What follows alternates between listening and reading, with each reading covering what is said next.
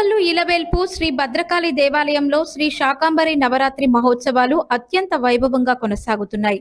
ఈ ఉత్సవాలు నేటితో విజయవంతంగా 10వ రోజుకు చేరుకున్నాయి.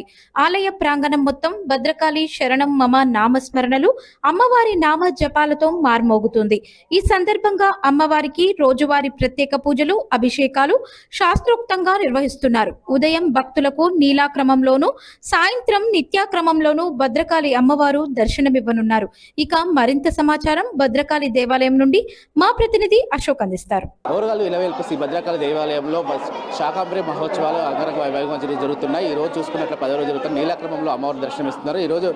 ఈ రోజు కనుక అమ్మవారిని దర్శించుకుంటే ఎలాంటి శుభాలు కలుగుతాయి విషయం పైన మనతోటి ప్రధానార్చకులు నారాజు ఉన్నారు. నేను చెప్తాను. ఈ రోజు ఎన్నో రోజు అమ్మవారు అమ్మవారు దర్శనమిస్తున్నారు.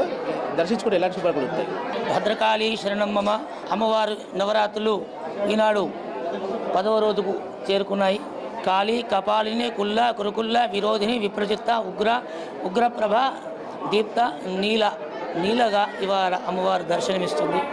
సారవంతమైన భూమి పైన చక్కటి పంటలు పండాలి అంటే నీలవర్ణమైనటువంటి మేఘముల చేత అమ్మవారు ఈ సూవృష్టిని కురిపిస్తుంది. నీల క్రమంలో అమ్మవారు సూవృష్టికై వర్షాన్ని నీలి మబ్బులతోటి సిద్ధం చేస్తుంది. ఆ వ్యవసాయానికి ఈ అమ్మవారు బాగా ఆరాధిస్తారు.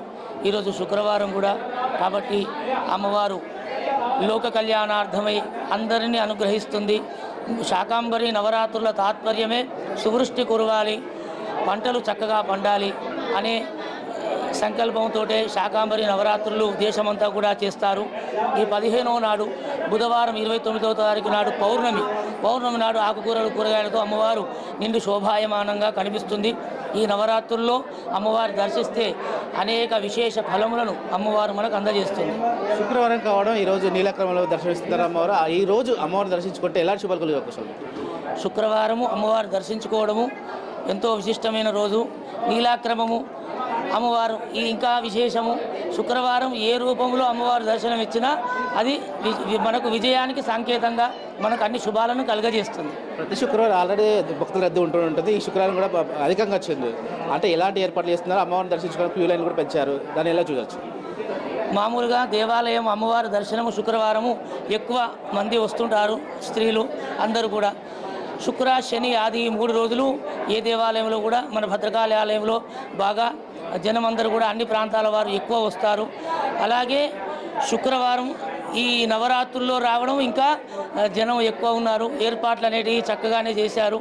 అందరూ దర్శనం చేసుకొని బొట్టు ప్రసాదము తీర్థం ఈ 3 మాత్రమే అందజేయగలుగుతాము. ఇంతమందికి ఇక అమ్మవారి దర్శనం మాత్రం చక్కగా అందరికీ లభిస్తుంది. చూడొచ్చు. అంటే శుక్రవారం కావడం ఇటు నీలక్రమంలో అమ్మవారు దర్శించడం చూస్తే ఇప్పుడు చూసుకున్నట్లయితే శాకాంబరి మహోత్సవాలు అయితే అంగరంగ వైభవం చెప్తుందని చెప్పచ్చు. నీలక్రమంలో దర్శించుకుని శుక్రవారం కావడం ద్వారా భక్తులు మాత్రం అధిక సంఖ్యలో వస్తున్నారు. వచ్చిన వాళ్ళు కూడా అన్ని ఏర్పాటు చేస్తున్నాము. అమ్మవారి దర్శనంతో పాటు ఎలాంటి అంటే ప్రత్యేకంగా పూజలు మాత్రం నిర్వహించట్లేదు. అయితే రోజువారీగా పూజలు కాకుండా అయితే ఈరోజు వచ్చే భక్తులు మాత్రం అందరికీ దర్శనం ఇచ్చే విధంగా మాత్రం అన్ని ఏర్పాటు చేసినట్లు అధికారులు ఇటు ఆలయ అర్చకులు చెప్తున్న పరిస్థితి మాత్రం ఇక్కడ చూడొచ్చు.